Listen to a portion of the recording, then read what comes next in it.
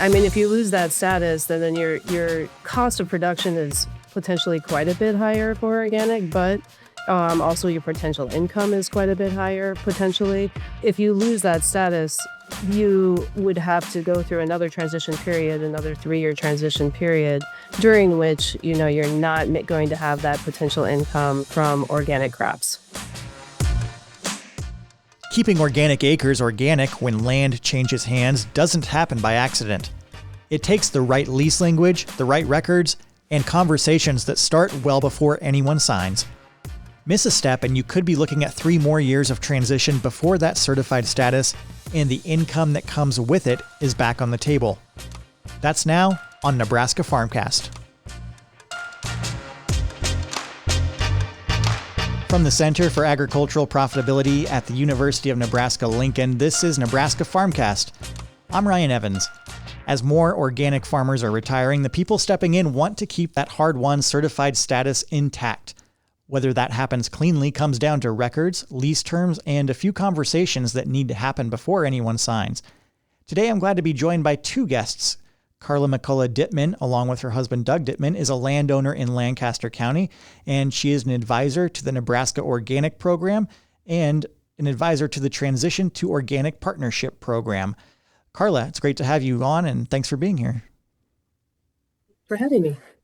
And I'm also joined by Glennis McClure, who's an extension educator and farm and ranch management analyst at the University of Nebraska-Lincoln here. She has a new article on this topic that's available in the notes to this podcast and on our Center for Ag Profitability's website at cap.unl.edu. Glennis, nice to talk to you again. Yes, Ryan, thanks for having us. Yeah, so we're talking about how to keep organic acres organic when land moves from one operator to the next and what that might mean for leases and the relationships behind them. So organic land represents obviously a long-term investment, and when it changes hands, that investment could be on the line. So Carla, why is maintaining continuous organic certification such an important issue right now? I would say, as you mentioned, when you have this long-term investment in transitioning your land to organic, and you want it to stay organic, a few things. One is you could potentially make more rent income off of organic land, so that's part of it. There's also, a lot of people are into this for the conservation purposes, and have really heartfelt feelings about how they've managed their land and would love to see that continue into the future. Another issue is that, they're tied into markets. In terms of organic market, you put a lot of your capital and time into this status. And if you lose that status, then you are thrown into the regular market, the non-organic market, and the loss of income there could be quite large.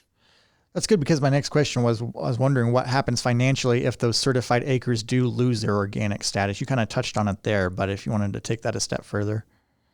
Right. I mean, if you lose that status, then your cost of production is potentially quite a bit higher for organic, but also your potential income is quite a bit higher potentially. So if you lose that status, you would have to go through another transition period, another 3-year transition period, during which, you're not going to have that potential income from organic crops. And Glennis, from your vantage point as an extension educator, why are more conversations happening around organic land transitions and leasing arrangements? Well, I think that there are, changing perceptions out there, and environmental concerns is one of those. And a lot of the consumers are looking to, more health awareness and eating organic production. I think also there's an increase in market access. So we hear more about the natural foods and some of those kinds of things. And I believe that there's an increase in consumer demand. At least that's what many research findings show. And on the producer side, it can improve economics. Again, if the demand is higher and they can, get a higher price, then that actually might be of interest to more producers. So we see more conversations really about this whole organic land transition and leasing potential, and in particular newer farmers in some cases, because again they may not have access to a quantity of land.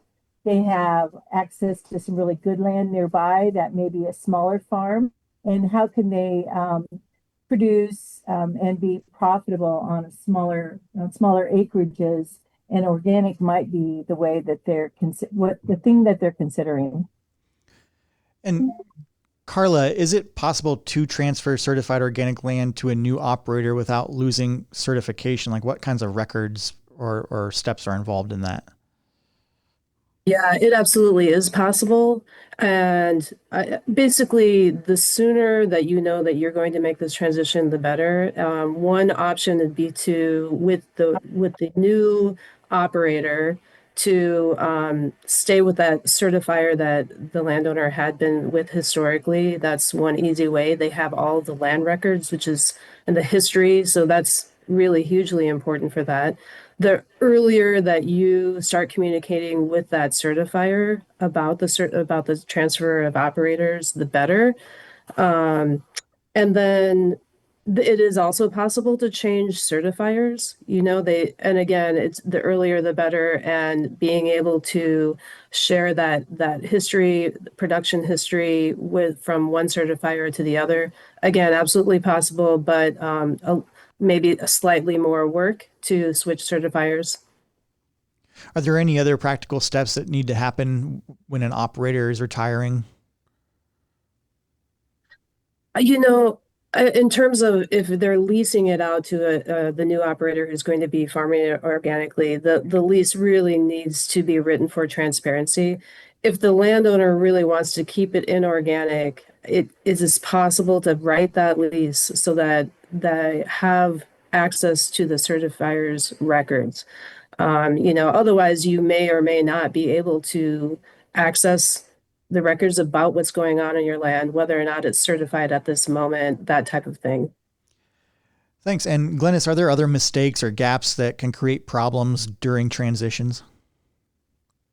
Well, I think Carla mentioned, the key things there, but again, making sure that the lease outlines the organic compliance responsibilities, and there could be a list of those. And again, one of the mistakes would be, again, not requiring that the tenant provide records. I guess on the flip side of it, sharing records with the landlord. And I know we're going to mention this multiple times here, but communication between landlord and tenants is really important. So if there's a lack of communication, that's that's really kind of where the gaps or the mistakes might happen. And it sounds like just documenting organic history is really critical here. Right, for sure. Yep. And a lot of this seems to depend on two people being on the same page well before anything is signed. So Glennis, why are written agreements especially important in organic systems?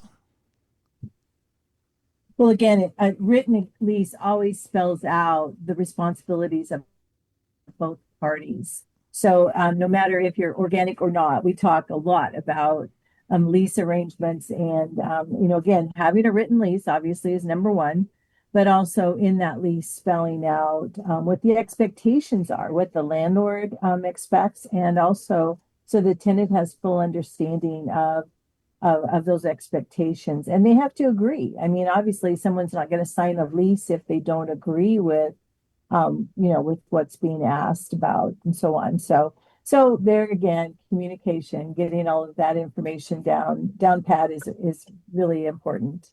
And what advice would you have as far as the conversations that should be happening before a lease is signed? And one of the real important things is, are you going to stick with that same certifier or switch certifiers? So that's again really important, especially earlier on. Um, you know, Having expectations about how you communicate. What are the plans in terms of potentially rotating crops? Would there be any grazing involved? Are you going to put cattle in on cover crops, for example, or corn stubble? That type of thing, I think, is really important to know and to agree upon. And is there anything, Carla, in your history with any communication practices that have helped in your relationships?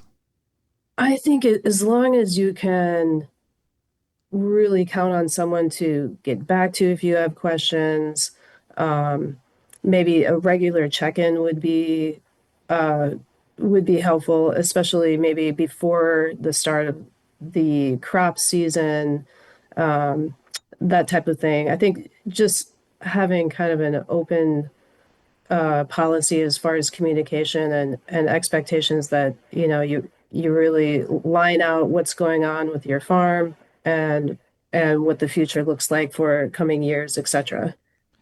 Great. And for anybody that's moving conventional ground into organic, transition years can put a lot of pressure on. So, Carla, is there anything that really might come as a surprise during transition years when that's happening? Yeah, I would say a lot of people would agree with this, that the paperwork aspect of going organic, and not just even transition but also just maintaining organic certification, paperwork is a really big deal. You have a lot of really detailed inspections, a lot of more potentially expenses, not an operation only, but also expenses in maintaining that certification. So you can think of it as, you're already running your farm, you're making your product, and now you kind of have another boss in terms of the certifier. So, Glennis, are there lease terms that need to differ during those transition years? Well, definitely that could be a possibility in that, as Carla's mentioned, there is that time frame, and there is, increased costs, and there's also that risk that the tenant is taking on because they may not have access to those organic markets and the increased prices perhaps, or that premium price during that time until they are actually certified. So it could be that in the lease and that transition the landlord would spell out where they would share more in some of the expenses. Because again, there is that during that record keeping time, there's certification costs.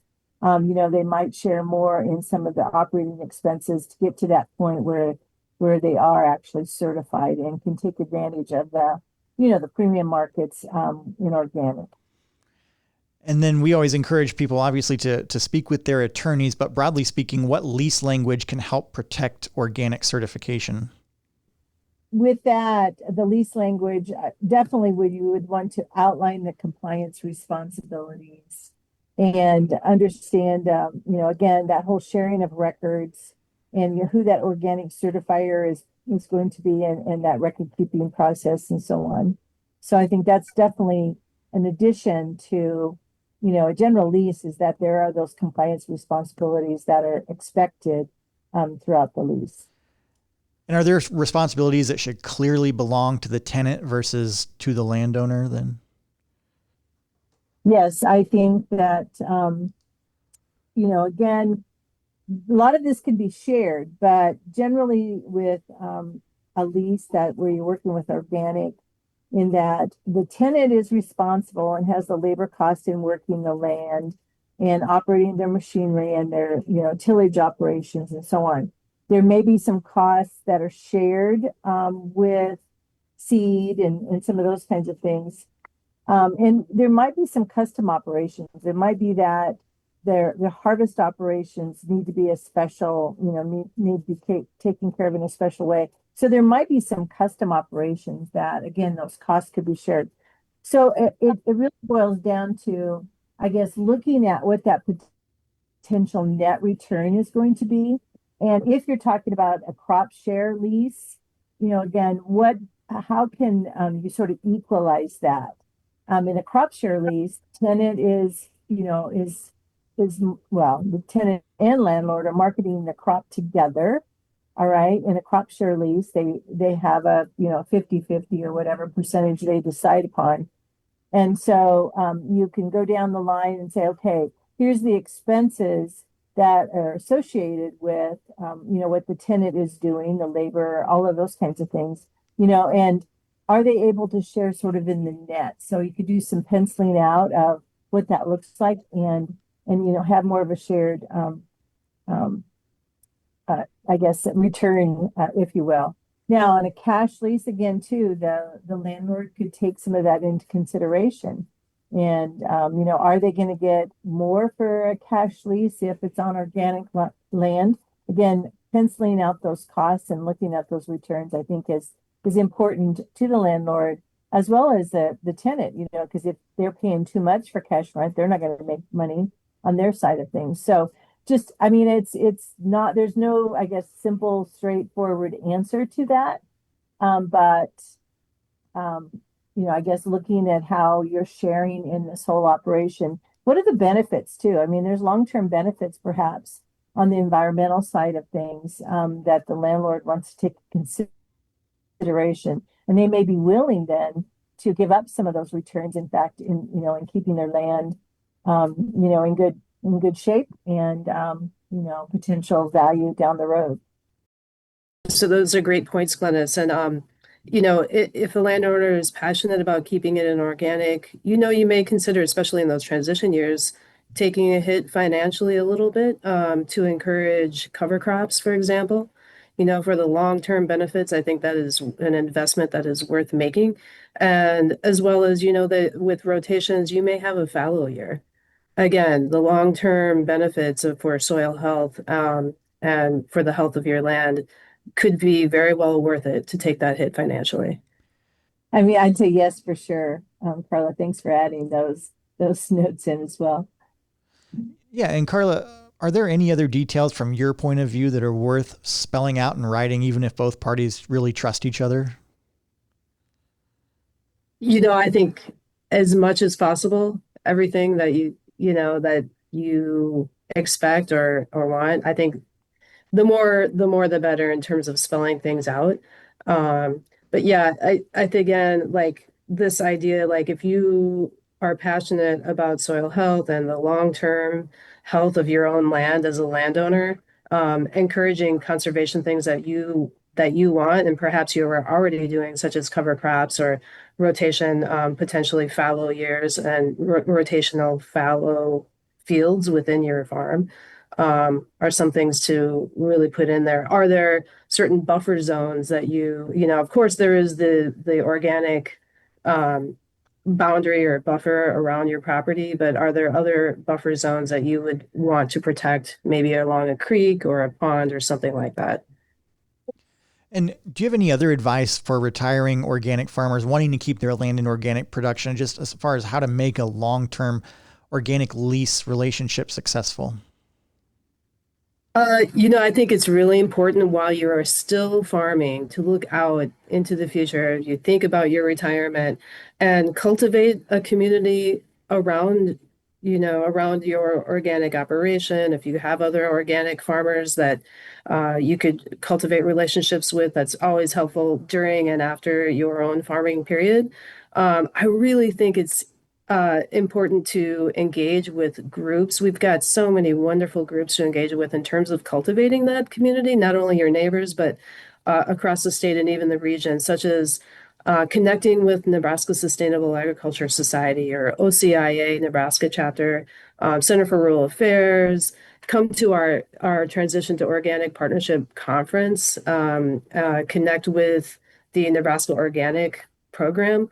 You've got one cert. We really have a gem here in the upper Midwest, especially in terms of community and resources. Lots of people really get a lot of good out of going to Marble Seed, the annual conference, usually in La Crosse, Wisconsin.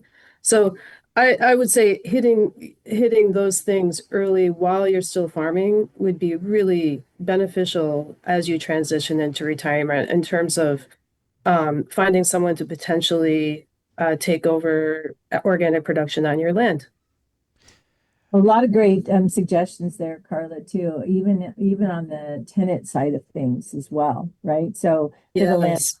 landlord, or whoever is owning the land, but also anybody thinking about, right, on the tenant side of things, those resources are wonderful to have in place. Yeah, there are a lot of young folks that want to get in farming. They don't have land. And then if you could connect with those people and help make it possible for them to farm organically like they want to, provide them with land that's already organic, it would be a huge relationship to cultivate for the future of your organic farm. Sure. Yeah. Yeah, and Glennis, speaking of lease structure, why are multi-year agreements often beneficial in organic systems? Well, as we've mentioned, again, especially initially, there's those added risks, and there could be long-term risks as well too. Okay, so with the long-term lease, then the tenants really have more security. They can plan ahead, plan with their landlord, and it provides some stability. So I think that's pretty important to consider. If you're leasing for organic production, that it's not just a year to year, because you're putting a lot of time and effort into building that farm or that land, as organic. Great. And then before we wrap up today, I want to hear from each of you. So Carla, I'll give it to you first. What if there's a single most important thing that you want listeners to remember about organic land transitions or lease communication? What would that be? I would say, again, thinking about this well in advance, both in terms of who might potentially farm your land organically, cultivating those relationships, and a good lease is really hugely important. So spell out everything that you can, and get advice from professionals and people that that have done this, and really cultivating that community around yourself. I would say that those are the most important things. Great, thanks. And Glennis, to you, what's the important takeaway you want people to understand here? This has been great to hear from Carla and from some of the experiences that they've had, and she's one of those resources, again, that folks can turn to. Along with Nebraska Extension, we have a number of folks in working in this area, and right now, again, this year we're working with this top grant, transition to organic production. I would say, though, I guess, again, just I've talked about the communication. We've talked about that. Carla's mentioned it. I've mentioned it.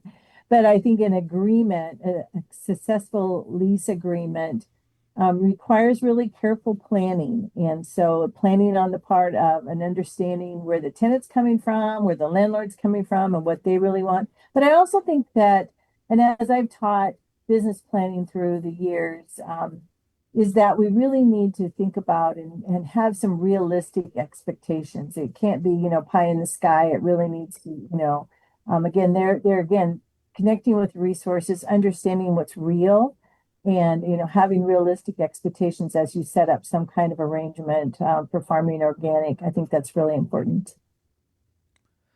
Great. And we definitely encourage listeners to check out Glennis's article on this subject. It's again linked to in the notes to this podcast and available on our Center for Agricultural Profitability's website at cap.unl.edu. And I really want to thank Carla McCullough Dittman and Glennis McClure for your time today, and appreciate the insight here on the podcast. And we'll look forward to hearing more about this over the coming months. So thank you both. Thank you, Ryan. Thank you, Ryan. Thank you very much for listening to Nebraska Farmcast, a production of the Center for Agricultural Profitability at the University of Nebraska-Lincoln. I'm Ryan Evans, and you can find a host of farm and ranch management resources, including articles, decision tools, videos, and more on the Center for Agricultural Profitability's website, cap.unl.edu.